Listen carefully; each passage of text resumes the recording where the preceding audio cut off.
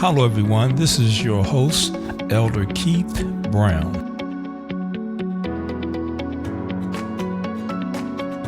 Today, our subject will be a cage of hateful birds.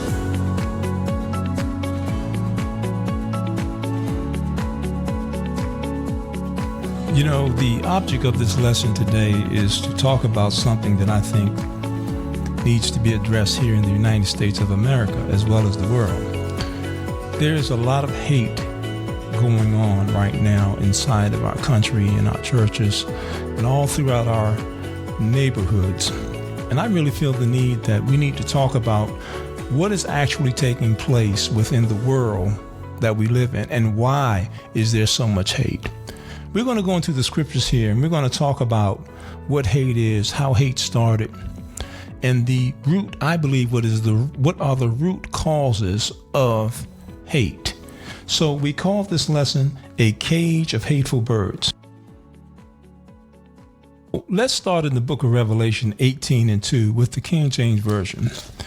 And the scripture says, "And he cried mightily with a strong voice, saying, Babylon the Great is fallen, and is become a habitation of devils, and the whole of every foul spirit," and this is it right here, "and a cage of every unclean and hateful bird."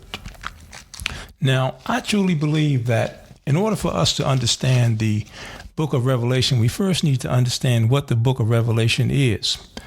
I believe that the book of Revelation is what I call the book of the revealed.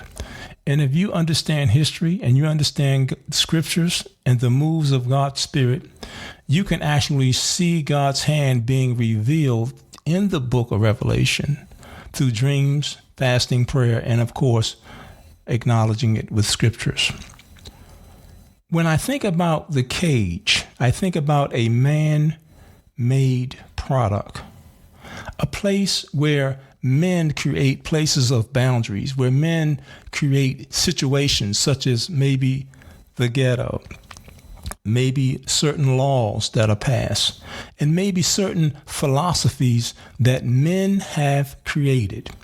And I guess that's the root of what we want to talk about. We want to talk about what is in the cage. You know, we want to talk about some of the philosophies and some of what the Bible calls doctrines of devils. We're going to go into that in a minute. Certain doctrines that have been put in this cage where seducing spirits exist and where men are fed these particular doctrines. There's a reason why there's so much hate in the cage of the world that we live in.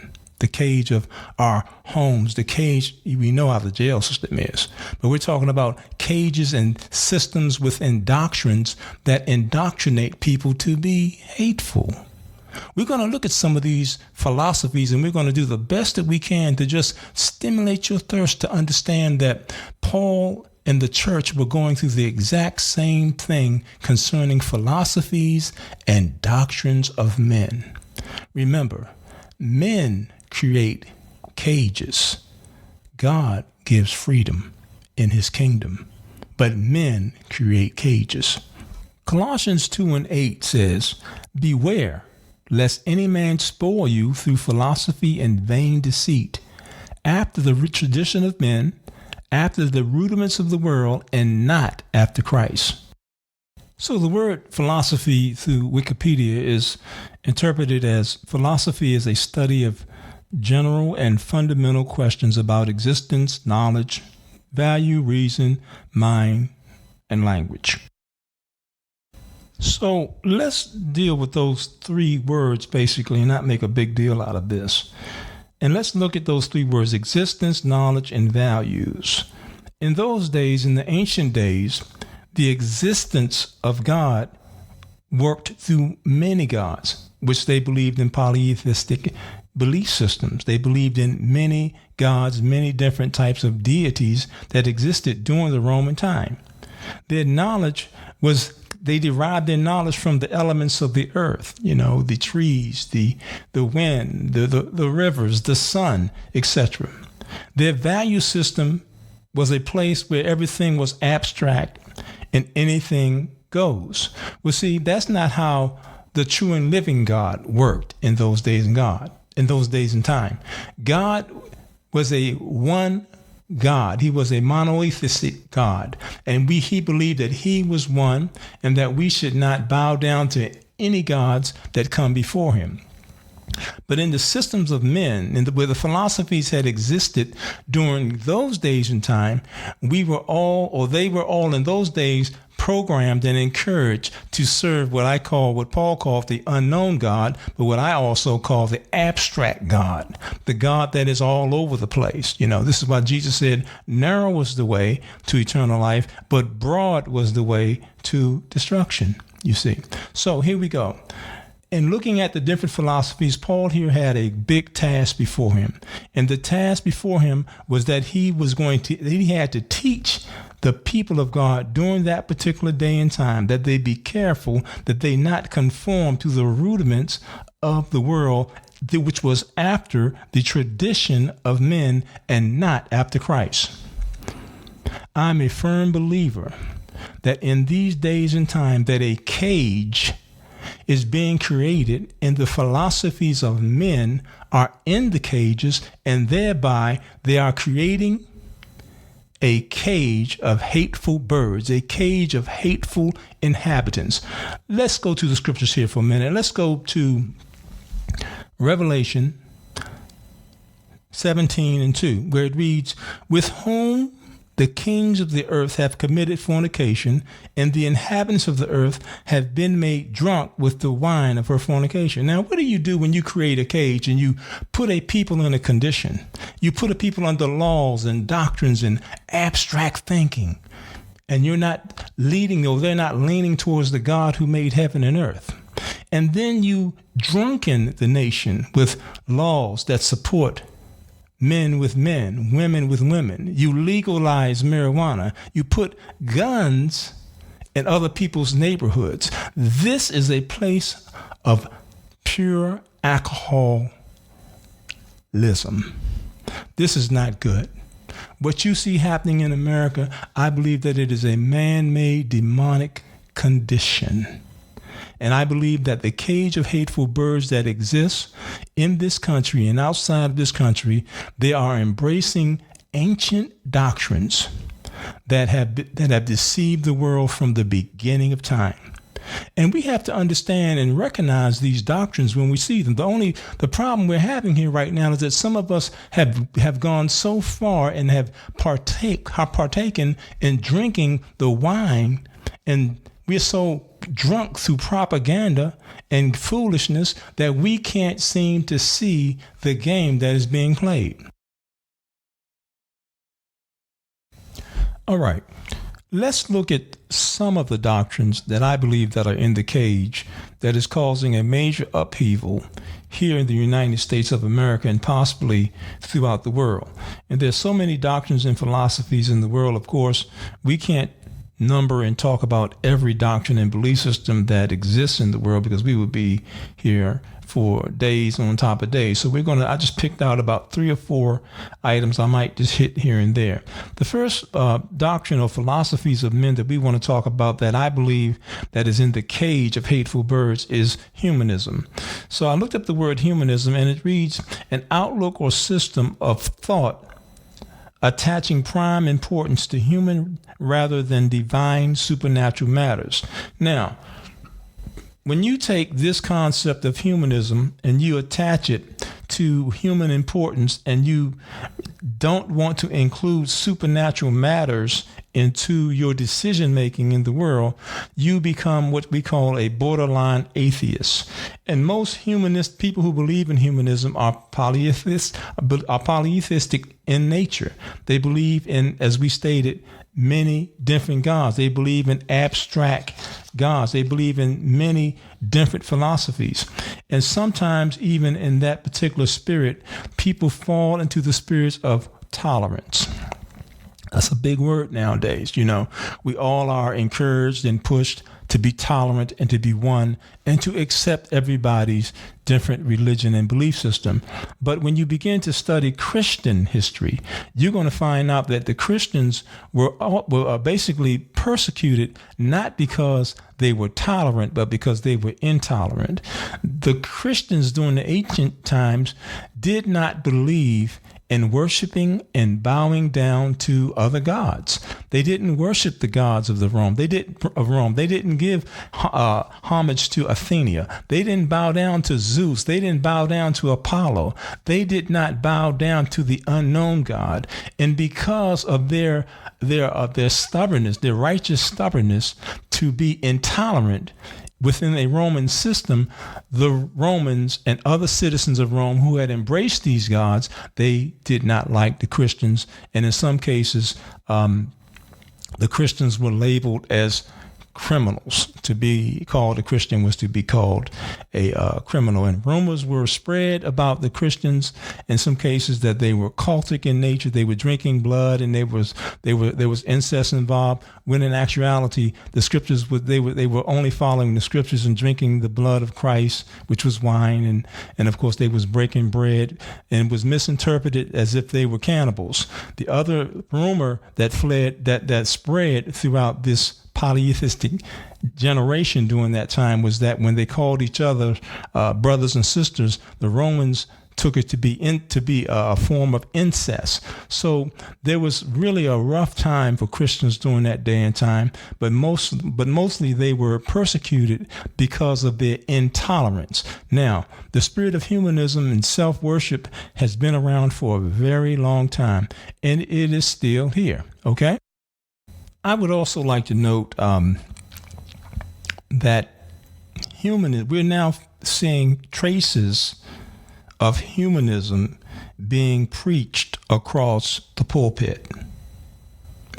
And it's coming through what you call motivational speaking and doctrines. Now, if you note that when these preachers preach now, they very seldom do you hear them talk about scriptures.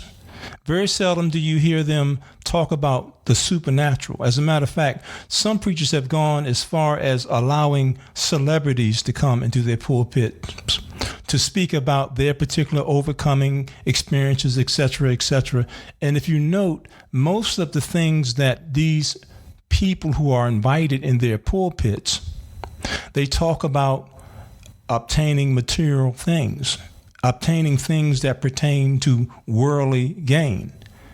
There are elements of humanism within our pulpits, and we are witnessing fables being taught, parables being taught, and oftentimes some of the messages that the preachers are preaching now does not change the lifestyles of individuals who come to Christ.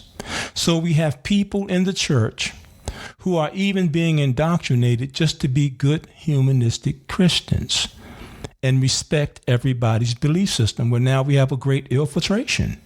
There's a great infiltration coming into the church, and the value system is becoming abstract. Why? Because we're promoting human behavior and not kingdom behavior. And when a church decides that they're no longer going to promote kingdom behavior, they're opening the doors for the elements of humanism to come into their churches and come into their messages. Another philosophy that I found that is in the cage is called the ancient Egyptian religion. And I just looked the word up again. I looked up all the words of these different philosophies so I would do them justice in the proper interpretation, to make sure that when people hear this, that you are clear on why I'm saying what I'm saying. And it reads, ancient Egyptian religion was a complex system of polytheistic beliefs and rituals that formed an integral part of Egyptian society. It centered on Egyptian interaction with many deities, believed to be present in and in control of the world.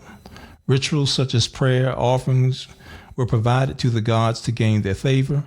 Formal religious practice centered on the pharaohs, the rulers of Egypt, believed to be possessed a divine power by virtue of their position. They acted as intermediaries between the people and God and the gods, and were obligated to sustain the gods through rituals and offerings.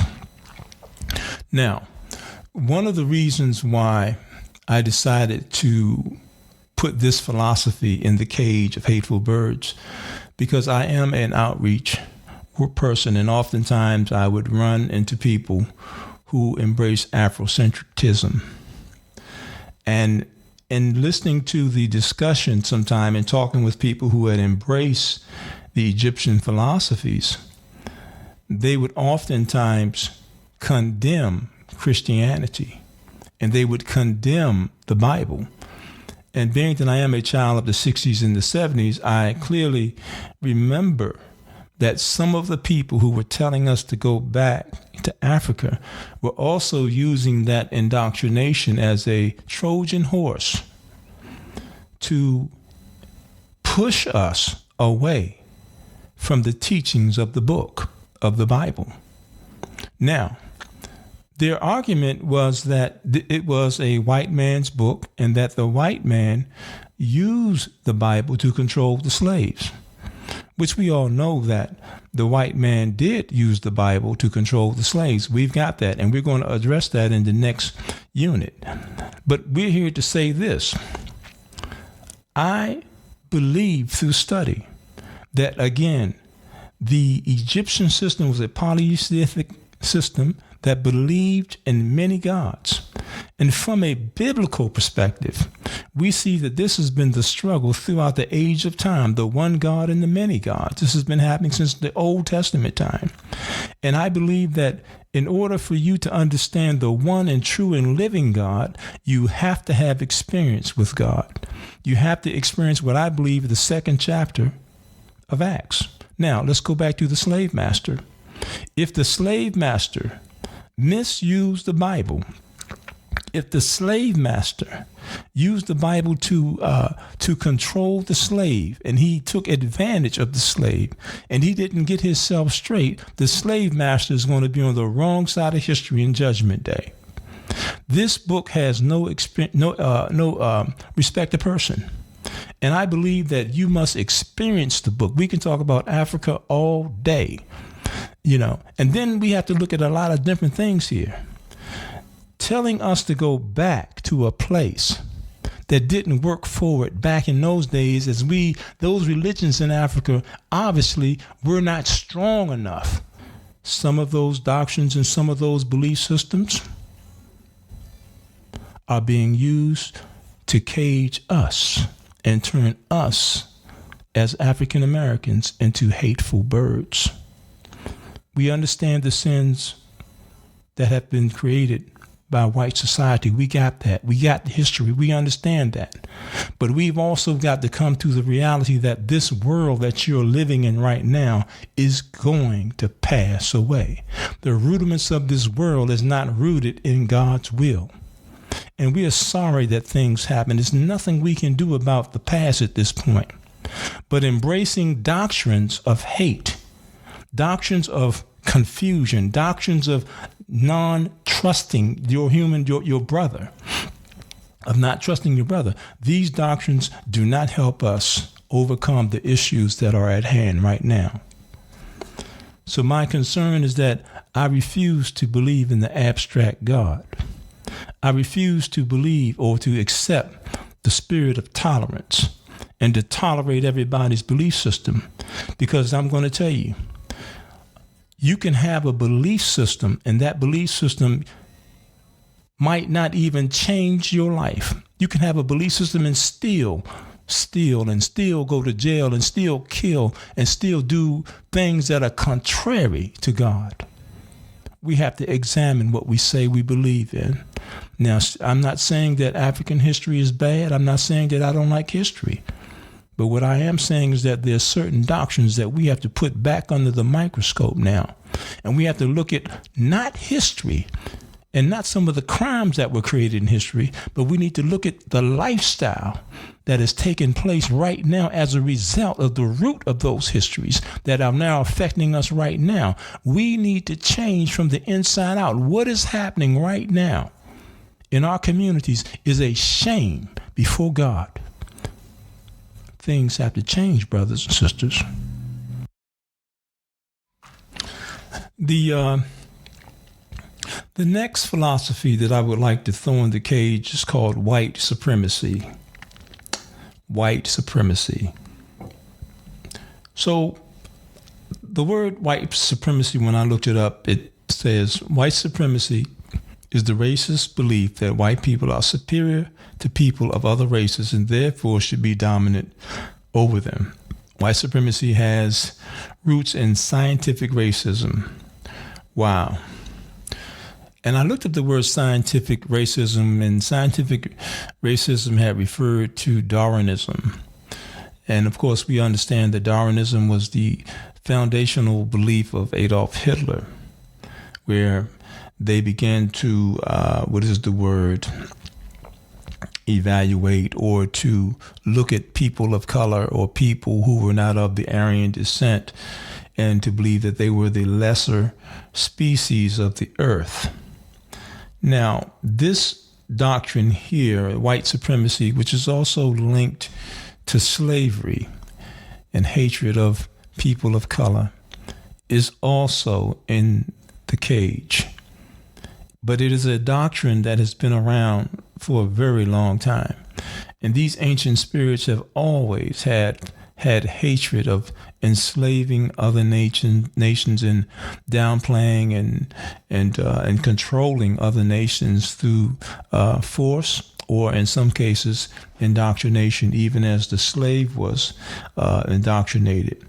But we can all see white supremacy taking place throughout the whole world. We see the hate that is being perpetrated upon people of color, immigrants, and things of that nature. And the question here is, the cage of hateful birds is getting stirred up in the cage, and they want out, or they want what they want. We are not to participate in any form of hate, racial hate, against any race. You see, because in that day, when Jesus comes back and we go up to heaven with him in the first resurrection, these issues that we have on this present earth is not going up in heaven. Your kids are not going to jump in the pool of living water. You know, there's not going to be any pirates up in heaven, trying to take the gold off the streets. This is not going to be a place where you're up there dancing with James Brown and Rick James and all of your football players that are going across the goal line. There's not going to be any football or baseball or basketball in heaven. There's not going to be any of this stuff in heaven, you know. But we have been indoctrinated to believe that this is how God thinks, and God is participating in the Super Bowl and all of this foolishness. You know, this deep indoctrination, even going back to white supremacy. Some whites actually believe that they are a superior nation, but they have been indoctrinated to believe that. And this indoctrination has been around for a very long time. But some white supremacists, and if you are a black that is possessing and holding on to hate, you are going to be up in that day, and you're going to be very surprised. The cage of hateful birds, if you want to stay in that cage, you're not going up to heaven. You're not going to make it. There's not going to be any hate in heaven. We might as well let our anger go, brothers and sisters. The next one, I'm going to fast forward here, is politics. I believe that politics is a good thing. I put politics in the cage because politics, in some cases, though we need politics, we understand that it's a place that helps us govern things, and it's the art of managing policy. We got that. But we also understand that politics is a two-edged sword, isn't it? I mean, it's getting so bad now that even if you choose not to vote, which is your constitutional right, politics is now becoming a religion for some people. people sometimes religiously dedicate themselves to the spirit of policy. And if you don't participate, and if you're not tolerant, if you become intolerant with the systems of politics, politics, you become what they call an outcast, and you basically, if you don't participate, you have no voice. But the last time I checked, this was a free country, you see. So the Cage of Hateful Birds deals with many different doctrines and belief systems. And I want to go through the scriptures here for a minute, because we're getting ready to close out here in a minute. And we just want to stick with the scriptures as much as we can, because those of us who call ourselves Christians or who are trying to be Christians, we believe in the purity of the New Testament and the Old Testament. And we walk in the pathway that was meted out for us in the New Testament. That's what we do. And we understand that during those days, Christians were not allowed to participate in the Roman systems unless they would first participate in the gods that Rome believed in.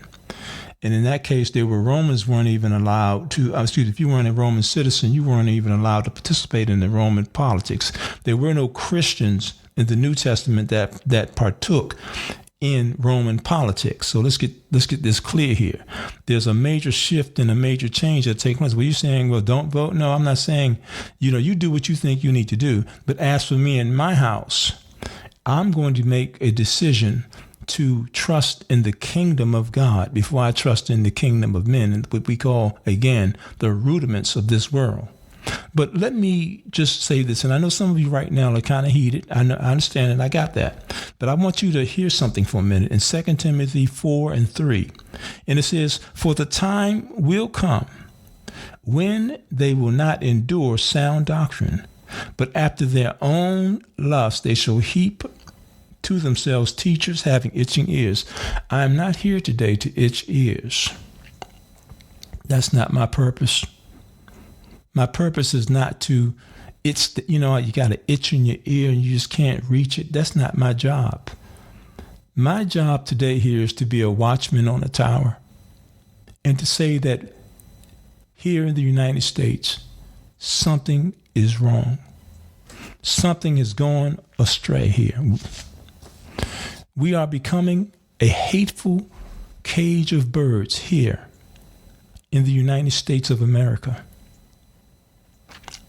And if we don't stop what we're doing, there will be no democracy. If we don't stop our hate, this country is setting itself up for a visitation from the true and living God. I'm afraid for America. I'm afraid for the steps that America is taking and the direction that America is going in. There's so many different philosophies and doctrines and belief systems that we are constantly being bombarded with. Our children are no longer safe. Our children are now questioning their sexuality. Parents are at 40 and 50 years old are still acting like they're 22 years old. We're going too far, dear hearts. We're going too far. And the church is the power of the church is slowly deteriorating because we ourselves have become humanists. We've been indoctrinated by the doctrines of humanism, where we no longer believe in the supernatural power of God, but we believe in the theories and the belief systems and the will of man. So the question is this: will you come out the cage? Am I in the cage? Let me read this, and I'm going to close. And it's coming from 1 Timothy 4:1-2, and it reads, "Now the Spirit speaketh expressly, that in the latter times some shall depart from the faith, giving heed to seducing spirits and doctrines of devils, speaking lies in hypocrisy, having their conscience seared with a hot iron, You do not want your conscience to be sealed. The more you walk away from God, the more your conscience becomes sealed. There is a great falling away that is taking place right now in our churches and in our pulpit. And the polytheistic spirit, ancient spirit, is in our pulpits, it's in our churches. The Trojan horse is loose now. I just received some information from my son where he had showed me a lecture that was done on TED Talks where a young lady was speaking about pedophilia, and that pedophilia was a sexual preference. And the way she worded that lecture, she made it look like pedophilia was nothing but a preference, and it was nothing wrong with it. And the people gave her the dignitaries in the audience just clapped, and they were so proud of her because she spoke so eloquently that pedophilia was just a preference. Well, dear hearts, if you say that, if she is saying, if America is on the pathway to saying that pedophilia is a preference, then somebody has to be exploited for that preference to be satisfied. We're talking about children, dear hearts. We're talking about communities. And the question still remains, what does God think? And what is God getting ready to do? Because we're serving gods. We're serving abstract religions and belief systems and philosophies of men. And we all have strayed from the scriptures. Many shall depart from the faith and give heed to doctrines of devils. We do hope that we all come out the cage, and we hope that if I offended you, I'm sorry that I did that, but it's now time in these latter days, it's time now to preach sound doctrine. And it's time for our preachers to stop itching the ears of the inhabitants. We do hope that you learned something. I know I did, and I know this is a tough lesson, but we're living in tough times, dear hearts. We're living in tough times. And it's very important that we understand that something is wrong in America. Something is wrong in this place. Mass shootings, kids shooting schools up, drive-bys, children being shot in drive-bys, guns all over our community. Every time you turn your television on, is sex, and now we have men on soap operas kissing men. There's something wrong, dear hearts. There's something wrong with the pathway that America is going on. We do hope that you have gathered something out of this lesson, and may God bless. Amen.